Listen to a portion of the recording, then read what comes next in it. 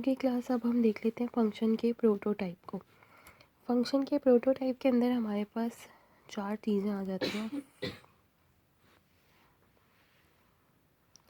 Function के prototype के अंदर हमारे पास चार चीज़ें आ जाती हैं। Function type, function name, parameter list या आर्ग्यूमेंट्स, टर्मिनेटर या सेमीकोलन। ठीक है, सेमीकोलन को हम टर्मिनेटर भी कहते हैं। तो अब ये चीज़ें किस तरह से आ सकती हैं हम देख लेते हैं। टाइप, फंक्शन टाइप, फंक्शन का टाइप मतलब कि ये किस तरह की वैल्यू को रिटर्न कर रहा है। इधर it is a integer value, it is a float value, it is void, कोई वैल्यू रिटर्न नहीं कर रहा, ज़ीरो वैल्यू रिटर्न करेगा, कुछ भी रिटर्न नहीं कर रहा, वॉइड फंक्शन है। तो यहाँ पर जो टाइप लिखनी होती है, हमें क्या लिखनी होती है फंक्शन टाइप के अंदर, हमें रिटर्न टाइप मेंशन करनी होती है कि ये किस टाइप की वैल्यू को रिटर्न करेगा। ठीक है। फंक्शन का नेम, फंक्शन का नेम हमें बहुत सोच समझ के लिखना पड़ता है क्लास। जैसे कि अगर आप अपना प्रोजेक्ट बना रहे हैं, प्रोजेक्ट के अंदर अगर आपको कुछ ऐसा काम करना है,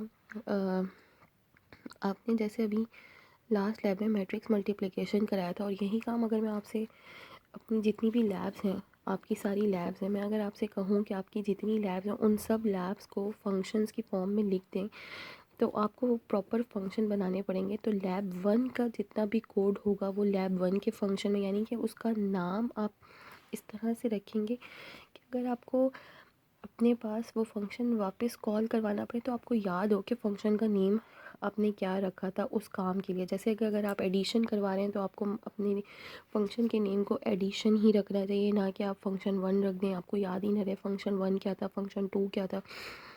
तो प्रोटोटाइप के अंदर सबसे पहली चीज़ आती है type. Second thing is that function का नेम, जो भी आपने फंक्शन का नाम रखा है वो आपके अपने ऊपर होता है। जैसे आप वेरिएबल का नाम अपनी मर्ज़ी से रखते हैं, और इसी तरह से फंक्शन का नाम भी आप अपनी मर्ज़ी से रखते हैं, लेकिन अगर आप रेलेवेंट नेम यूज़ करेंगे तो आपके लिए आसानी होगी।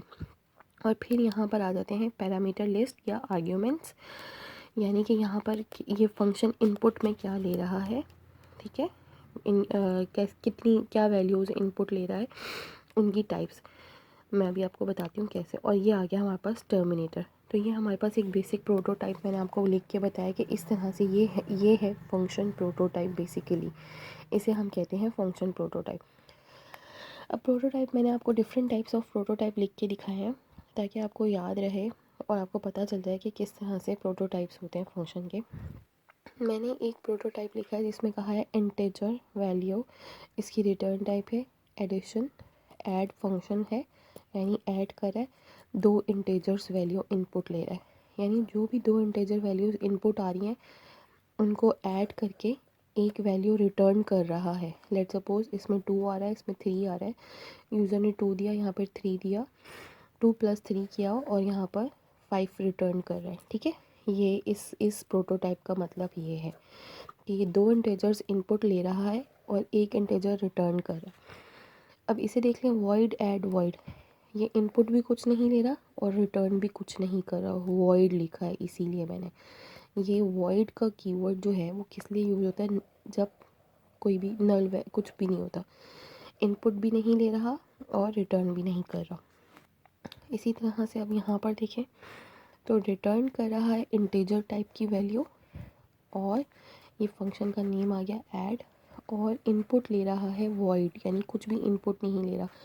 आर्ग्यूमेंट्स में कोई भी कुछ भी पास नहीं हो रहा, पैरामीटर लिस्ट नहीं है इसके पास, लेकिन रिटर्न टाइप है इंटीजर। इसी तरह से अगर यहाँ पर देखा जाए, अच्छा यहाँ पर मैंने आपको एक एग्जांपल लिख के दिखाया है जिसमें डिफरेंट टाइप्स ऑफ आर्ग्यूमेंट्स ले रहा है। आर्ग्यूमेंट पैरामीटर लिस्ट ले रहा है, ठीक है, फ्लोट इंटीजर, यहाँ पर इसके पास एक वैल्यू इंटीजर में जा रही है, एक वैल्यू फ्लोट में जा रही है, तो ऐड करके उनको इसकी रिटर्न टाइप फ्लोट आ रही है। ठीक है, ये हो गई हमारे पास डिफरेंट प्रोटोटाइप्स की एग्जांपल। ये रहा function type, function name, parameter list and this is the terminator. ये है हमारे पास फंक्शन प्रोटोटाइप।